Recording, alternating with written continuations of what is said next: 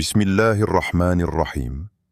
Assalamu alaikum wa rahmatullahi wa barakatuh, mes frères et sœurs, et à tous ceux qui nous rejoignent aujourd'hui, qu'ils soient musulmans ou non musulmans, bienvenue dans cet espace de lumière, de savoir et de fraternité.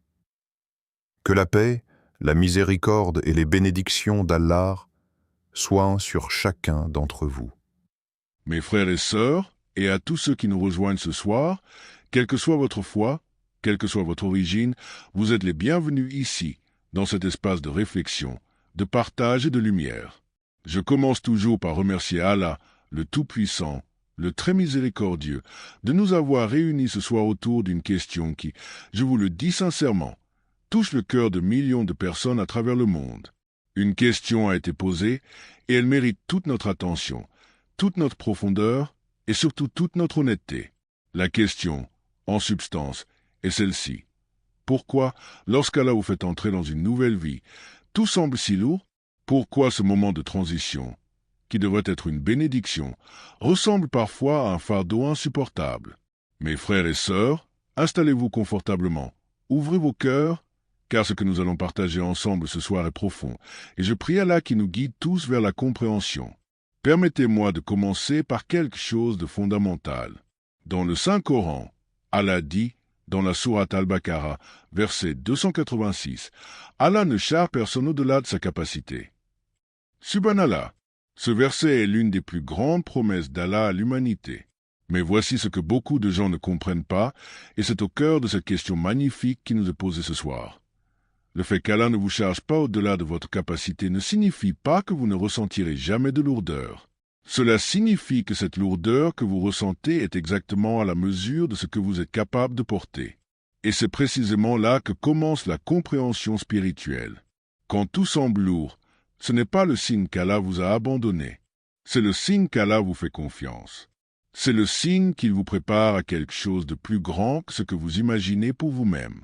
Mes frères et sœurs, réfléchissons ensemble à ceci. Quand Allah décide de transformer votre vie, quand il vous fait passer d'un chapitre à un autre, ce processus n'est jamais indolore. Pensez à la graine. La graine, avant de devenir un arbre magnifique, doit d'abord être enterrée dans l'obscurité, dans la terre froide et humide. Elle doit traverser une période où elle semble morte, où rien ne se voit à la surface. Et puis, lentement, sous la pression du sol, avec la chaleur du soleil et l'eau de la pluie, elle éclate, elle se brise de l'intérieur pour donner naissance à quelque chose de vivant, de fort, de beau. Est-ce que cette graine souffre pendant ce processus? Nous ne le savons pas, mais nous savons que sans cette période d'obscurité, sans cette pression, sans cette transformation douloureuse, il n'y aurait jamais d'arbre. Allah dit dans le Coran, sourate Al-Inshirah, versets 5 et 6, « Car, en vérité, avec chaque difficulté vient un soulagement. En vérité, avec chaque difficulté vient un soulagement. » Remarquez, mes frères et sœurs, qu'Allah répète cette promesse 2 fois de suite. 2 fois, ce n'est pas une coïncidence.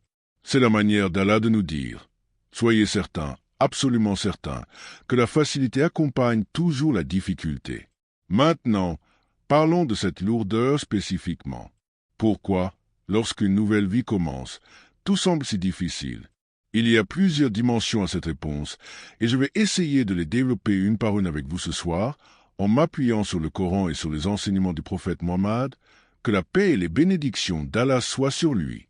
La première dimension, c'est ce que j'appelle la rupture avec le familier. Quand Allah vous fait entrer dans une nouvelle vie, que ce soit un nouveau mariage, une nouvelle ville, un nouveau travail, une nouvelle foi, une nouvelle situation financière, que ce soit après un divorce, après un deuil, après une maladie, vous quittez quelque chose que vous connaissiez. Et l'être humain, par sa nature, est attaché à ce qu'il connaît, même quand ce qu'il connaît ne lui faisait pas de bien. C'est la psychologie humaine, et Allah la connaît parfaitement. Le prophète Mohammed, paix et bénédiction sur lui, a dit « L'étrangeté de l'affaire du croyant est admirable. Tout ce qui lui arrive est bien pour lui, et cela n'appartient qu'aux croyants. S'il lui arrive quelque chose d'agréable, il remercie Allah, et c'est bien pour lui. S'il lui arrive quelque chose de pénible, il endure avec patience, et c'est bien pour lui. » Ce hadith, rapporté par Muslim, est extraordinaire. Il nous dit que le croyant est dans une position gagnante dans tous les cas. Mais pour atteindre cette position, il faut d'abord traverser l'inconfort du changement. La deuxième dimension, mes frères et sœurs, c'est ce que j'appelle le test de l'authenticité. Quand Allah vous met dans une nouvelle situation, il teste également la profondeur de votre foi. Est-ce que vous l'aimez uniquement dans les moments faciles? Ou est-ce que votre amour pour Allah est assez profond pour résister à la tempête? Dans la sourate Al-Ankabut, verset 2, Allah dit « Les hommes pensent-ils qu'on les laissera dire « Nous croyons sans les éprouver » Subhanallah, cette question rhétorique d'Allah est une révélation en elle-même. Allah nous dit clairement « La foi n'est pas juste une déclaration. La foi est quelque chose qui se prouve, qui se confirme, qui se renforce à travers les épreuves.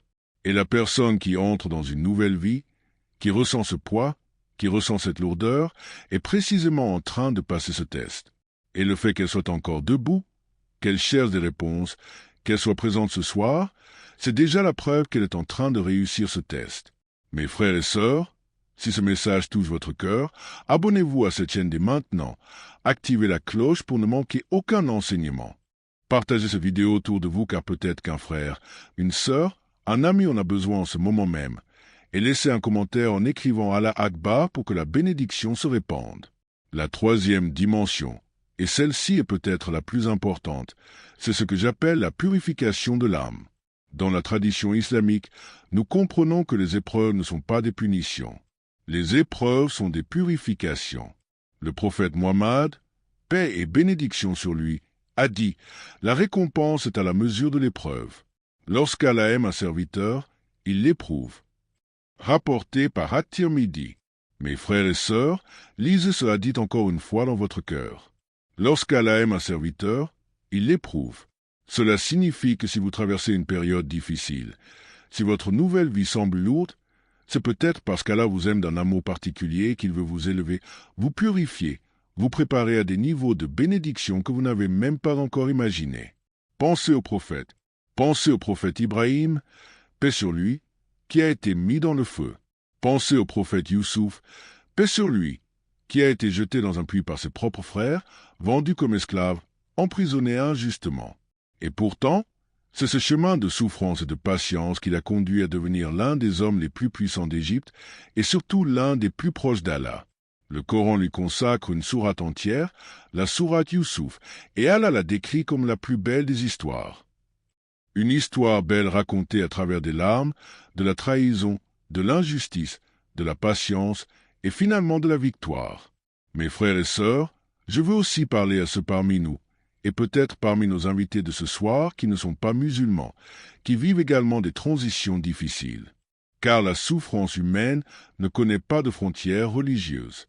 Qu'on soit musulman, chrétien ou de toute autre conviction, quand la vie change, quand on entre dans un nouveau chapitre, il y a une universalité de ce sentiment de lourdeur.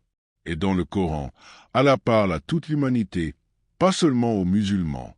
Dans la sourate Al-Hujura, verset 13, Allah dit « Ô homme, nous vous avons créé d'un mâle et d'une femelle, et nous avons fait de vous des nations et des tribus, pour que vous vous en connaissiez.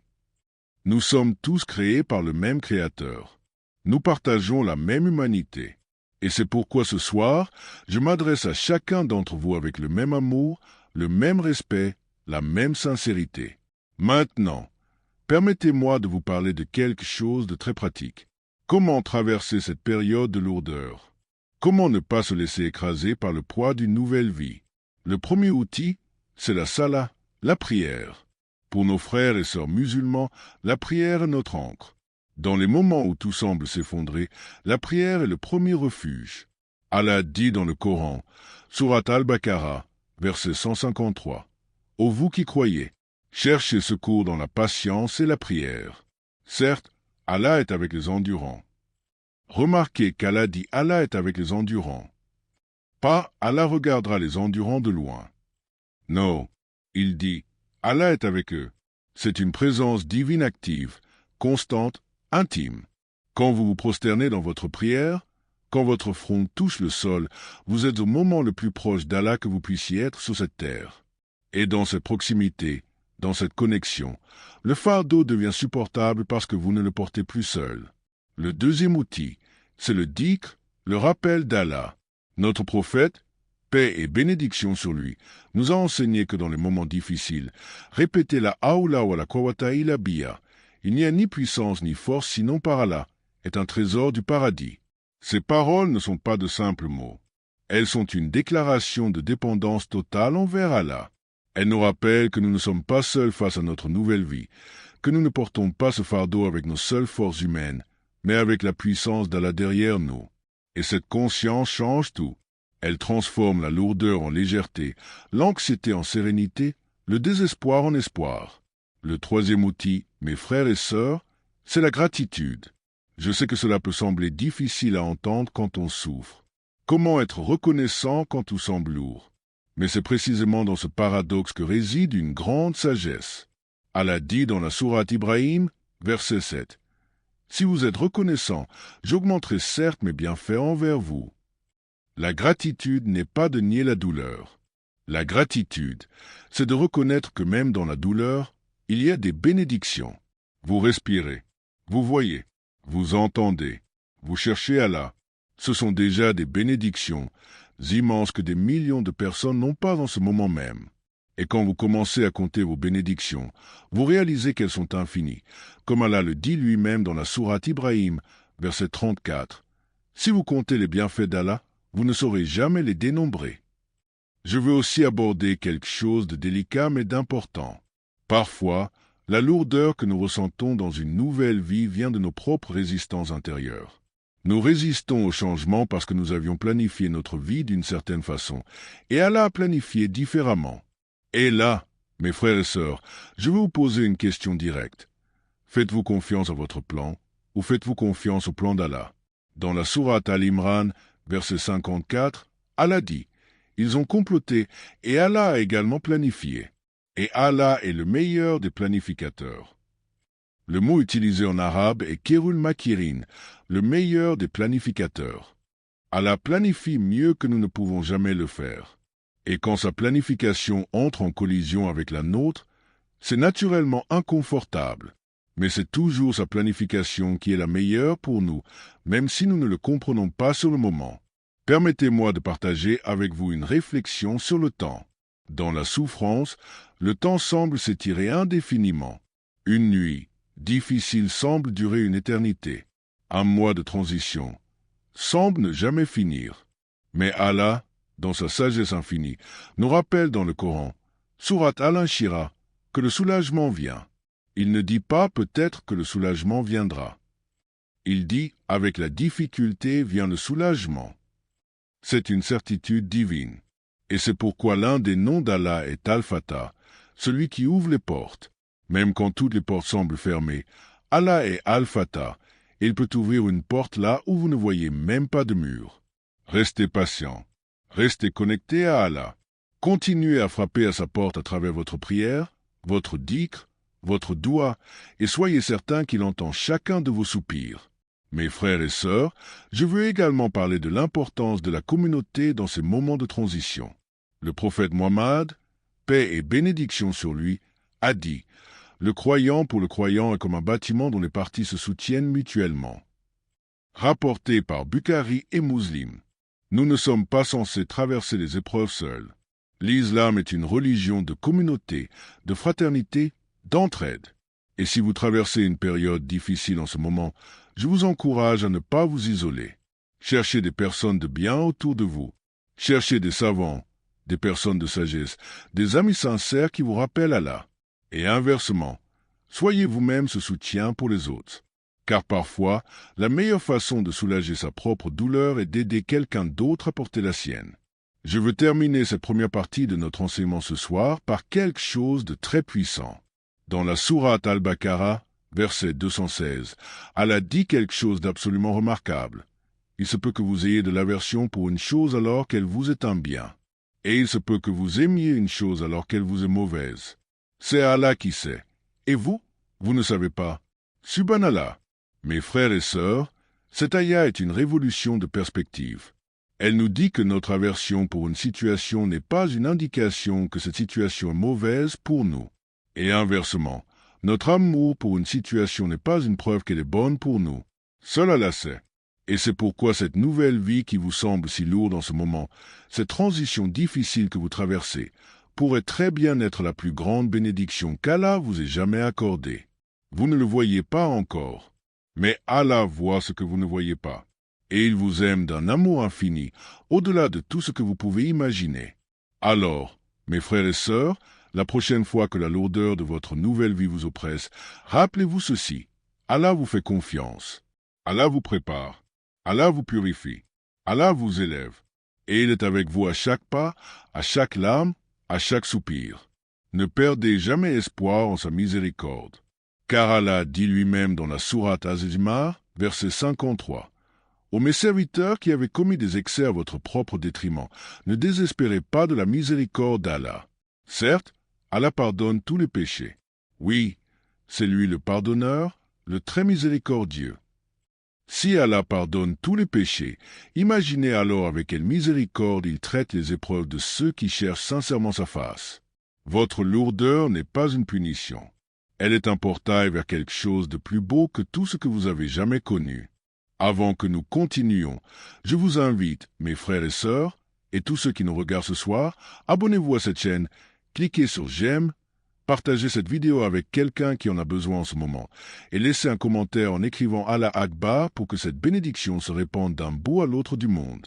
Que chaque personne qui verra cette vidéo grâce à votre partage soit une sadaqa jariya pour vous, une aumône continue qui vous accompagnera même après votre départ de ce monde.